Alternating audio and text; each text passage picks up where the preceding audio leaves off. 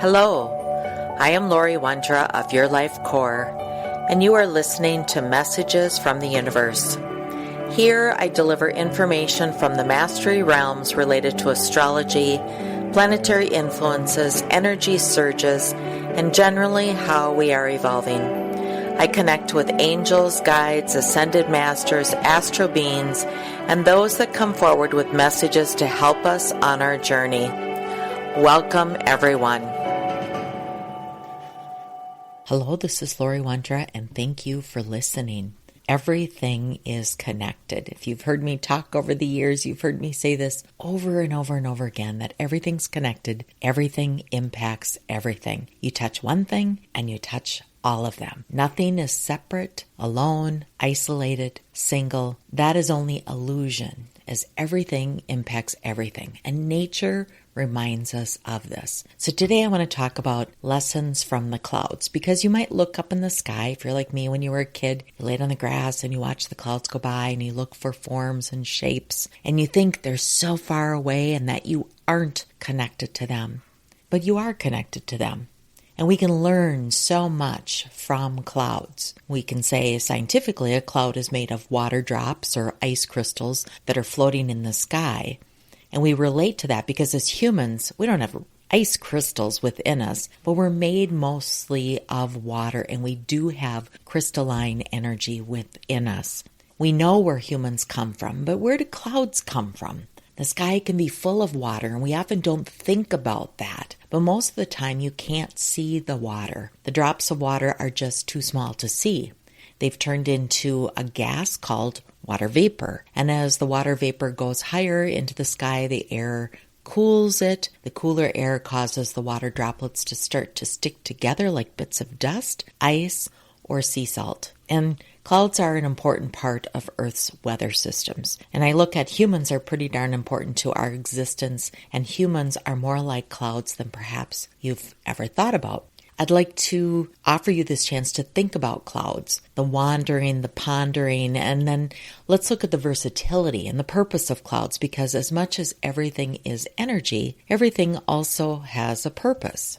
And like humans and our diversity, there are many kinds of clouds. According to the World Meteorological Organization's International Cloud Atlas, there's more than 100 types of clouds. And in those variations, they can be grouped into 10 basic types, depending on their general shape and actually the height and where they are in the sky. We can further break those down into groupings. The low-level clouds, those are the cumulus, the stratus, the stratocumulus, and they are below 6,500 feet. The middle clouds that form between 6,500 and 20,000 feet, and the high-level clouds that form above 20,000 feet. The cumulonimbus, which tower across all of those low, medium, and upper clouds. So now that you've gotten a bit of a science lesson about clouds, let's talk about how we are more like clouds. And let's start with the low level, the cumulus clouds. Those are the clouds you learn to draw at a very young age, and they serve as the symbol of all clouds, much like a snowflake symbolizes winter. The tops are rounded and puffy, and they have a brilliant white light to them when they're sunlit. Well, the bottoms are often flat and relatively dark. Do you remember drawing clouds as a child? Those big puffy circles, doing your best to color maybe white on white paper? Cumulus clouds develop on clear,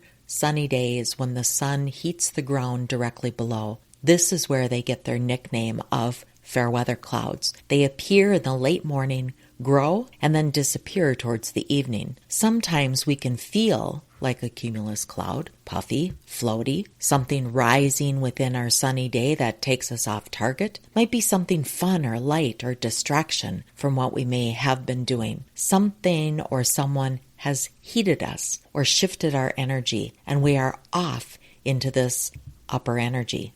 Perhaps we ate something that made us feel puffy. But like cumulus clouds that can appear in the morning, grow, and then disappear later, maybe the cumulus clouds can remind us that as energy, we too can feel our energy expand, move, and then be gone. Sometimes like our emotions or a feeling that just balloons up, floats through us, and then it's gone. Number 2 is a stratus cloud, and the stratus clouds also is in that low-level cloud category. It hangs low in the sky as a flat, featureless, uniform layer of grayish clouds. They resemble fog that hugs the horizon instead of the ground. Stratus clouds are seen on dreary, overcast days and are associated with light mist or drizzle. There are days we feel like stratus clouds, fuzzy, dreary, flat. We want to hug the ground and yet feel very ungrounded. We have no shape, no motivation. We just feel dreary, gray, and low, like the stratus cloud. We too want to lay low and wait until the sun comes out. And stratocumulus is the last of those low-level clouds. If you took an imaginary knife and spread cumulus clouds together across the sky, but not exactly in a smooth layer, you'd get stratocumulus. These are low, puffy, grayish or whitish clouds that occur in patches, and sometimes you can see the blue sky visibly poking between the clouds. When viewed from underneath, the stratocumulus have a dark honeycomb appearance. You're likely to see stratocumulus on mostly cloudy days. They form when there's weak convection in the atmosphere. And like us, there are days we feel this puffy gray energy, and then there's moments in our day of sunshine and blue sky poking through. We might have to remind ourselves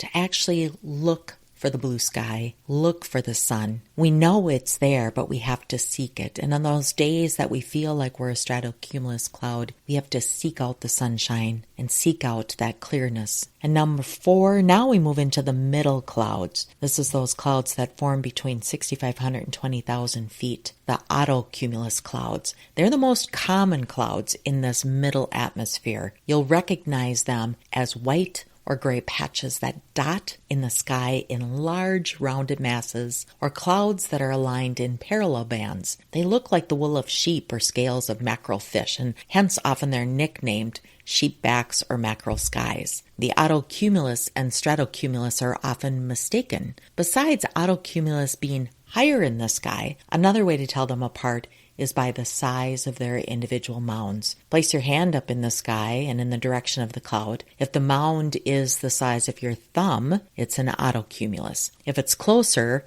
to more of a fist size, it's probably stratocumulus. But the autocumulus is often spotted on warm and humid mornings, especially during the summer. They can signal thunderstorms to come later in the day, and like us, they hold on to rain.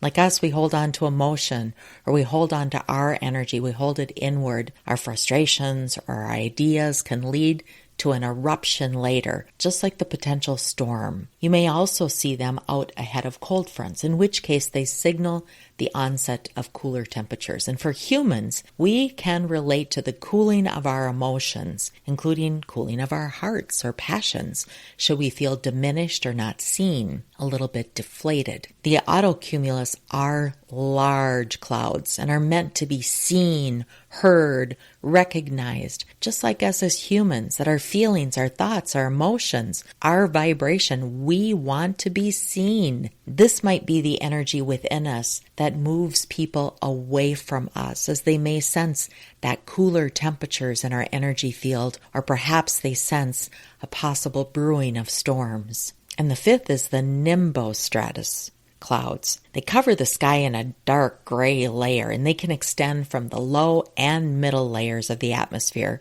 They're thick enough to blot out the sun. The nimbostratus are the quintessential rain cloud, and you'll see them whenever steady rain or snow is falling or is forecasted to fall over a widespread area.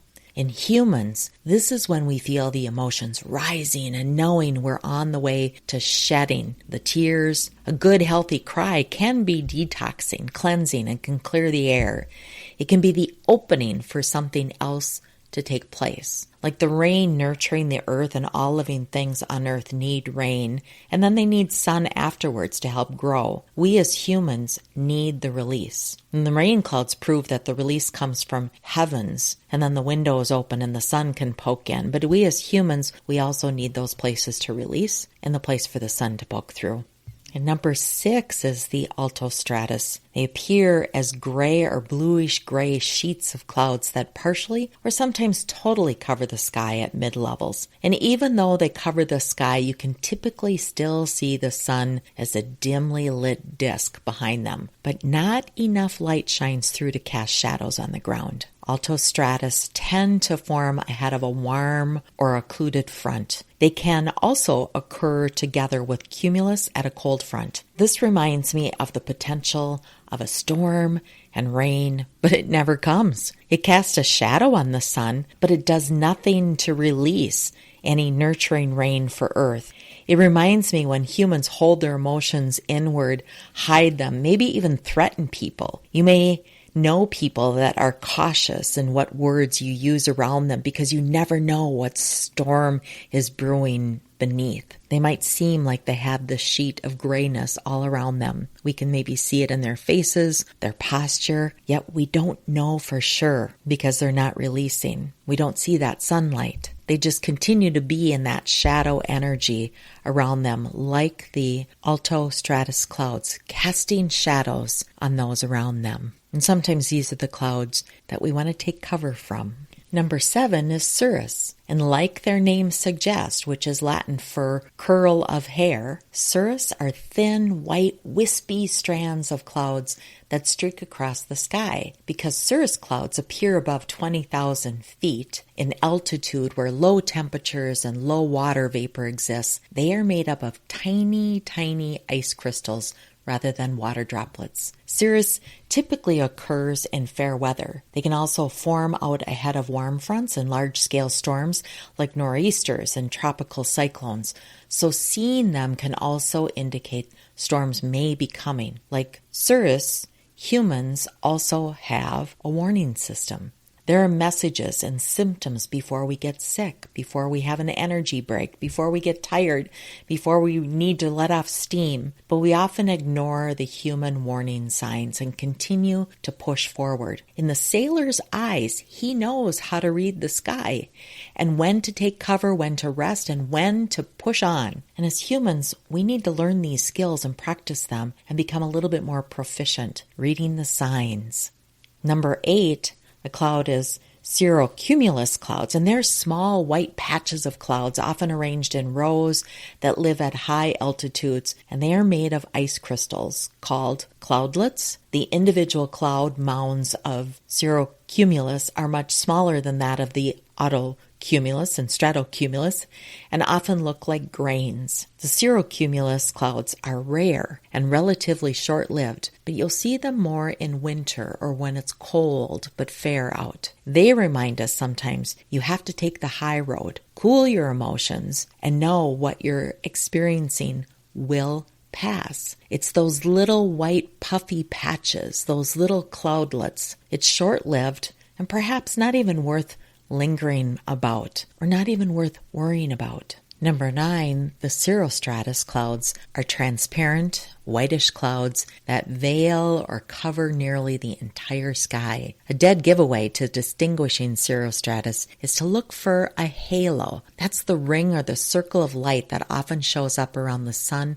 or the moon. The halo is formed by the refraction of the light on the ice crystals in the clouds, similar to how sundogs are formed, but it's in an entire circle rather than just on either side of the sun in a streak or a blob. Cirrostratus indicates that a large amount of moisture is present in the upper atmosphere. They're also generally associated with approaching warm fronts. When I've seen these halo clouds, I'm also in awe of the seemingly magic of a rainbow that's around the sun or the moon. It reminds me of the energetic auras humans have around them and the beautiful light glow we give off at our center. Sometimes we just need to be in the world, not say or do anything, but just shine our light and let the aura of our energy field do all the work. And like the cirrostratus clouds have that indication of a warm front, this is a time to allow your heart light to shine. We often think about having to take actions, but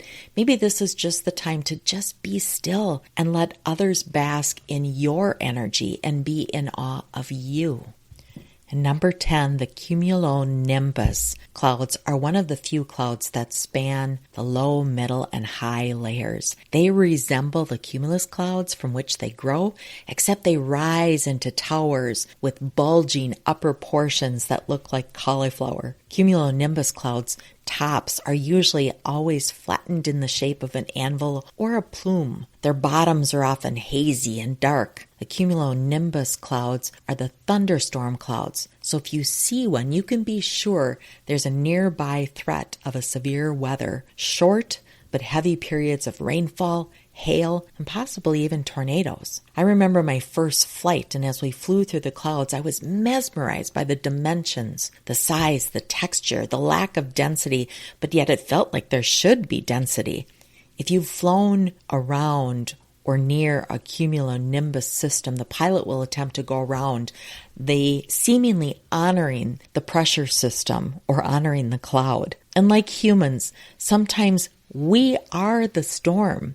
We need to release safely, be alone, let the energy clear. Sometimes we cast hail and torrential rains and every now and then a tornado. If we see the storm in others, it may be safer to fly around them versus risk any interaction. Or it may be to approach gently, calmly, and with love and compassion. And there are many more lessons that we learn from clouds.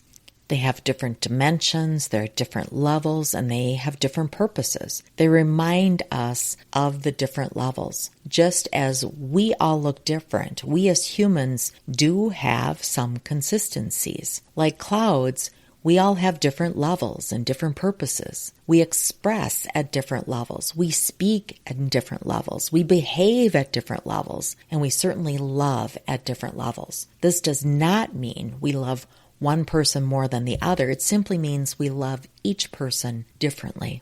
Understanding our differences allows us to understand how important all of us are, as we all have uniqueness and individual, as well as a collective purpose. Much like the clouds, they provide rain and wind to move things. Humans have purpose also. And also, clouds urge us to be creative, as in art. And again, I'll go back to the memories that you might have, looking up at the clouds and seeing the many images of animals or art. They remind us that one person might see a dragon where another sees a bee in the same cloud. They remind us that we can look at the same thing yet see different things, and what we can see changes within a matter of seconds. That dragon can then turn into an elephant. It's the magic of our minds, our creative eye. And as humans, we have this magnificent ability to think, to problem solve, to be creative, to see things different ways. And clouds, they remind us to release.